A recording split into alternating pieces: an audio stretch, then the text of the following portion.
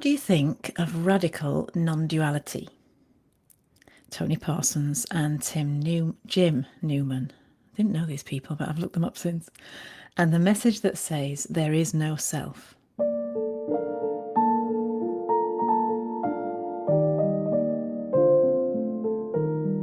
It is what I kind of expected it would be. Very nihilistic, very negative. It's netty on steroids.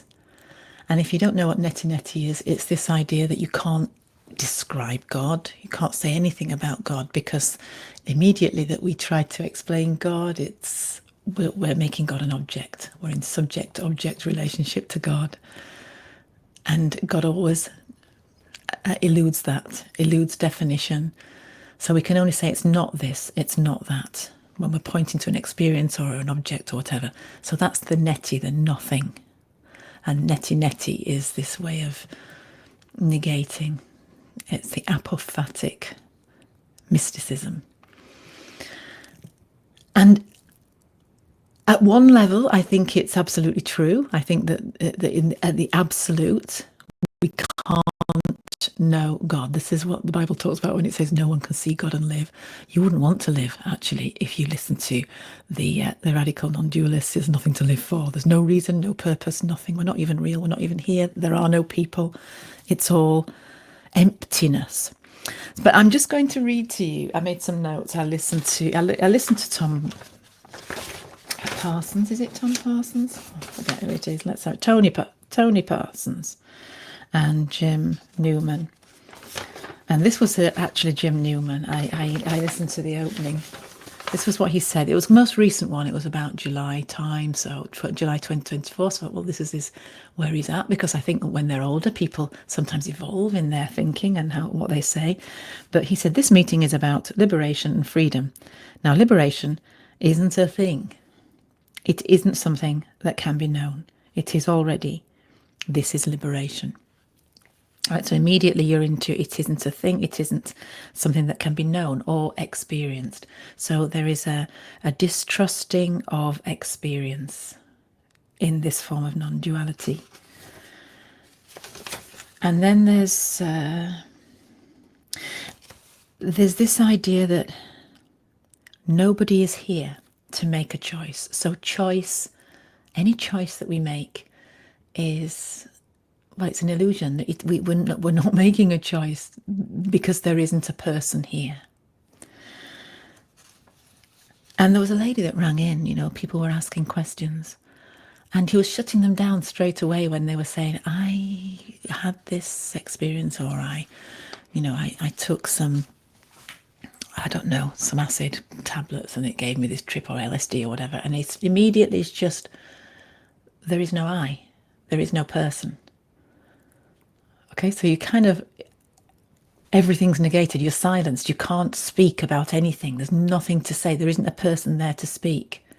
So how can we have a conversation? There is no other, there isn't even one being here, there's nothing. And yeah, she said, sorry, I'm faffing about with my bits of paper. There's no value, this is a quote, there's no value on any level.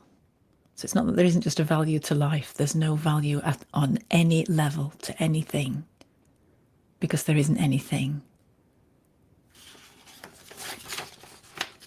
And somebody rang up and said, it just makes you feel as though you don't matter. Well, first you would say there's no you. I mean, this is the contradiction of it, because he was saying, Nathan, yeah, and Nathan was saying, can you hear me? And he said, yeah, I can hear you. And I'm like, you've just said there's no person. There's no person to hear. So it's almost like there is it's double standards to this. We believe it on one level, but then if we took it literally, we can't function in this world. And to the person that said, it's not that you don't matter. That's right. They said, it's as if we don't matter. And he replied that it's not that you don't matter. It's that you don't exist. There is no you.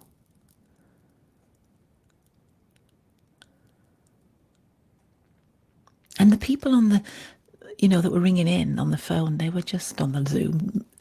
they were just, in the end, having to say, okay, thank you, because you just shut down. There's nothing to offer, nothing to make you feel better about your life. In fact, you're simply being told that you don't have a life. Imagine going to a therapist and they just say, there's no point telling me about your problems. Your problems don't exist because you don't exist. But here, I'll take you 60 quid. This is. There's no point in doing a YouTube channel, is there? There's nobody to listen. There's nobody to talk to. And then somebody else rang up who must have known this person, and he recognised her and said, "Oh, hi, Sheila or whatever." And she said, "I didn't see you last week at this whatever convention that they were at." He said, "No, I missed you, but I'll save a seat for you next time. And yeah, bye. See you later. Love you." And I'm thinking, isn't that a dialogue with another person? And yet, some people who'd previously rung up, if they'd said that, they'd said, there is no I. There is no convention. There is no experience. It's all an illusion. Nothing's real.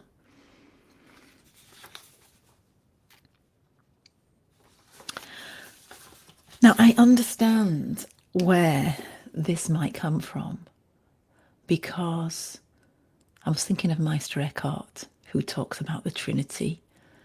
And then he talks about the Godhead above the Trinity, of whom we can say nothing. So that's the absolute.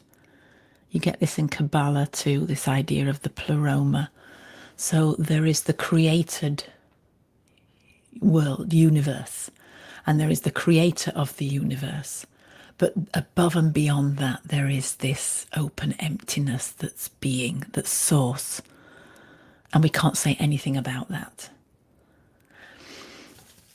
And so I think what these radical non-dualists are trying to do is to give you truth that is, let's say, I don't know, how many dimensions? We're in the third dimension, not fourth dimension, not fifth dimension, not 10th or 20th, like 100 billion dimensions away.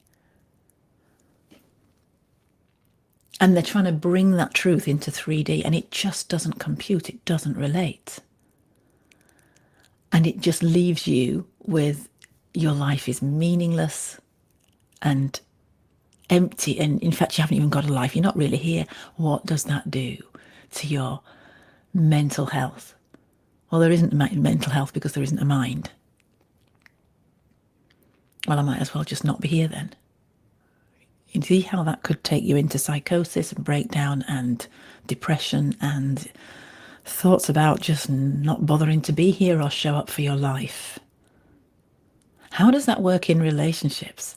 How does that work with our relationships to one another when there's no self, so there's no other to have relationships with? I mean, I think that it couldn't work, could it? Can you imagine being in a relationship with a radical non-dualist? You'd be like, well, I didn't remember our anniversary, but I don't need to remember because you're not really here. And you'd say, well, if I'm not really here, then, make your own tea. In fact, you shouldn't even need a dinner because you shouldn't have an appetite because you don't exist. You're not real. You're not here. I'm off out. This is not going to work, is it? It's not going to work in life.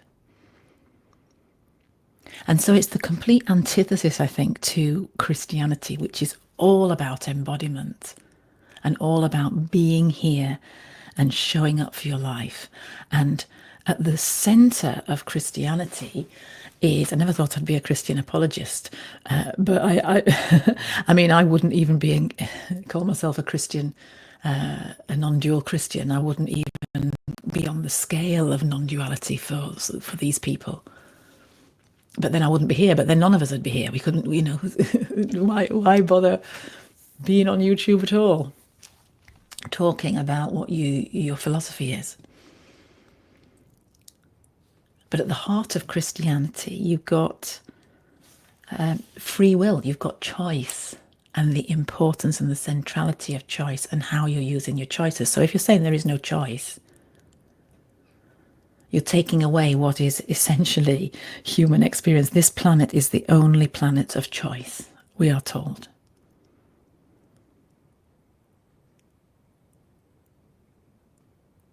And there's a story that Jesus came to mind, a parable that Jesus told, that is the parable of the prodigal son.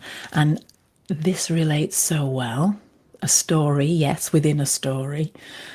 This is all a story and it's not real, but a story that I think describes the problem with taking non-duality to that kind of extreme. And the story of the prodigal son, I'm not going to read it, it's quite long. It's found in Luke 15, if you wanted to look it up. Luke 15. And it's about a man who had two sons, and rich man, and one of them said, I want my inheritance now. And I want to spend it all. So the father gave it to him. He went away and went on a journey. And he thought, hey, let's have a good time. And, spent it on prostitutes and wine and women and song and all, whatever. Just having a fun time. Of course, it all ran out quite quickly. And then he thought, what do I do now? And I'm here on my own. I'm separated from the father. I can't just ask for him for more money. I've got myself into this. So he started working for some farmers or something, and his wages were to eat the food of the pigs. So then he thought, look, I'd be better off being a slave for my own dad, because actually they were better treated than this. So I'll swallowed his pride, decided to go home and beg for a job as a slave. Father saw him coming and was so happy to see him coming back, and ordered his servants to put on a feast, celebrate, kill the fatted calf, all that, bring him a robe, and big celebration. Meanwhile, there was the other brother at home that had never left home, done all the right things, continued working for the father, just being there, being, the good, not the black sheep, the white sheep. And he wasn't very happy. So what? How come? He's wasted all his money. He's coming back. You're happy. You're spending all this on him. What about me? I've actually been here all the time. And he gets reprimanded for that. Let me just see if I can find the bit. Son, you are always with me, and all that is mine is yours. But we had to celebrate and rejoice because your brother, this brother of yours, was dead, and he has come to life. He was lost and has been found. So this is a story about leaving home. Where's home? Home is source. Home is back with the father in the pleroma, wherever. And this is about incarnational life, going out to have an experience, have an adventure, to gain experiences to take back to the Father. All right? This is the story of every human life.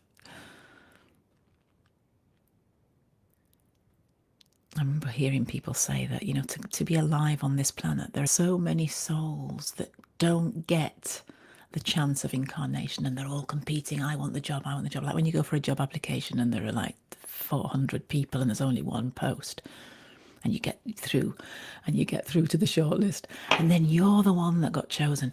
You're the one that got the gig of your life. How precious is that? And you are gathering experiences to take back home, and you'll sit around the campfire. Imagine the one that never left. Nothing to report. So imagine you did go on a journey, and then you had this awakening that actually it's all just a dream, it's not real. Actually, there's just nothing, it's emptiness.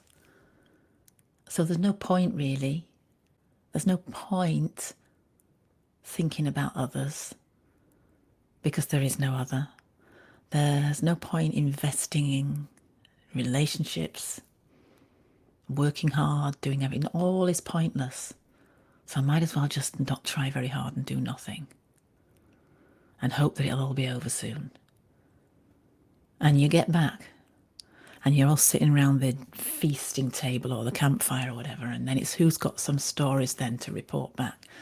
And it gets to your turn and you just say, well, I remember that it was all an illusion. What is God going to say? Do you realize how much time and effort goes into creating a universe and a planet that can sustain human life, and to having everything in place so that you've got family and people around you? And do you know how much coordination goes into arranging all of that? You do nothing.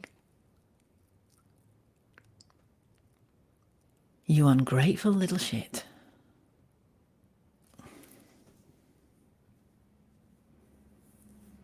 The purpose of incarnational life is to live it. To live it to the full, to engage in it, even if you have that sense of awakening, that realization, look, there's so much more.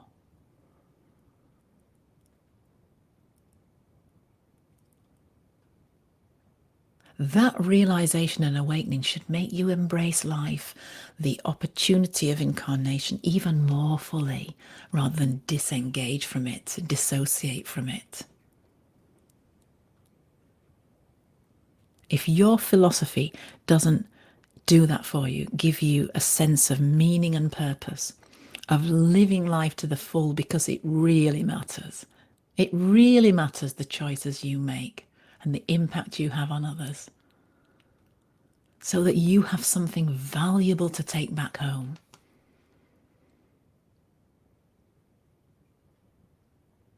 Who's the one that's squandering it then? You see in that story how the roles are reversed. The one that squanders it is the one that just thinks nothing matters, not meaningful, so I won't bother.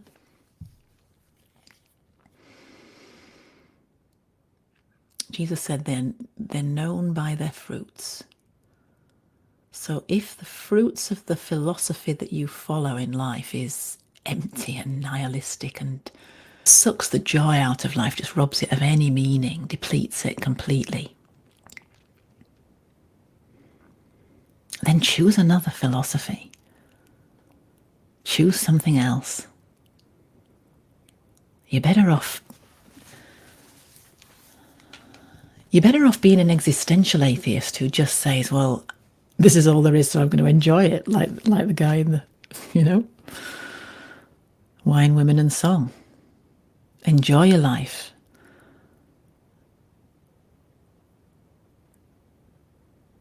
Because who wants to be with somebody who's sitting around saying, it's not real, all of this is not real, that's just saying those things to you? I felt depressed after watching it. I could only listen to it for so long and I had to turn it off. We don't need to have all the answers.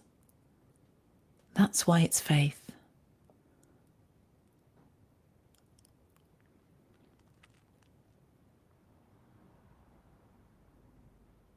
But here's the other thing, for people that think, well, I'm just choosing something that feels better and I'm trusting experience, then, this is what they say. They say that everything is about chasing an experience because it makes you feel good. It's not even listening to the mind, because the mind doesn't exist. But ultimately, you want it. What was it that he said? Let me just look back. So it's an interesting. Ultimately, we want all there is absence, which is what's longed for. Like we long for absence.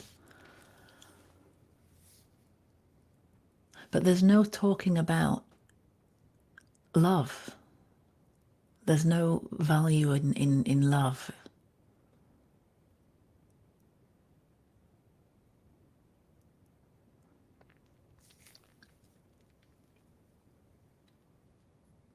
And I know that this presence, this being, when I sit with it and return to self,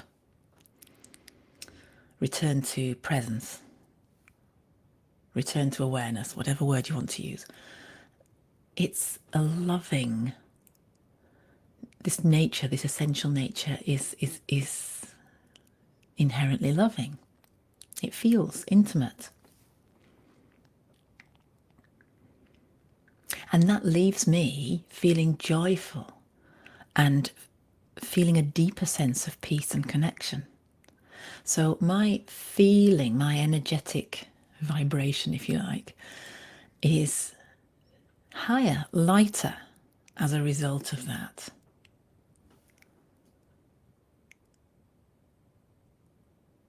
And then when I listen to that negativity, negating, emptiness, nothing,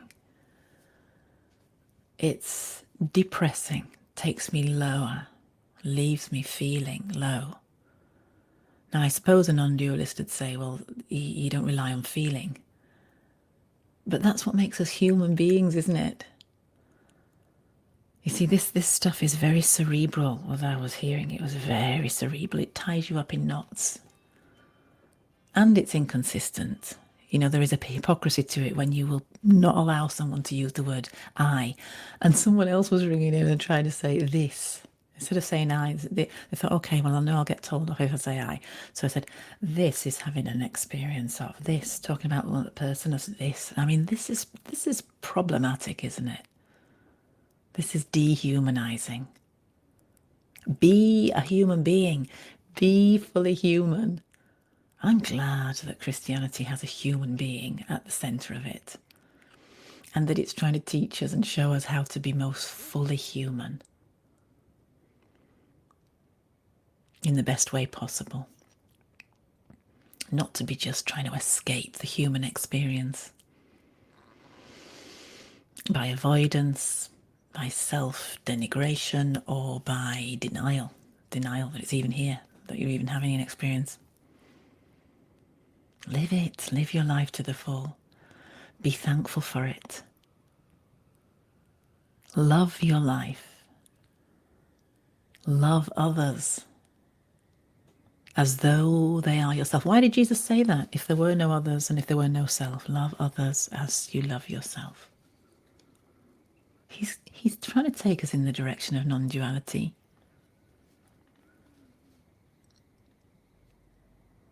Did he know about the absolute? Did he know the neti stuff?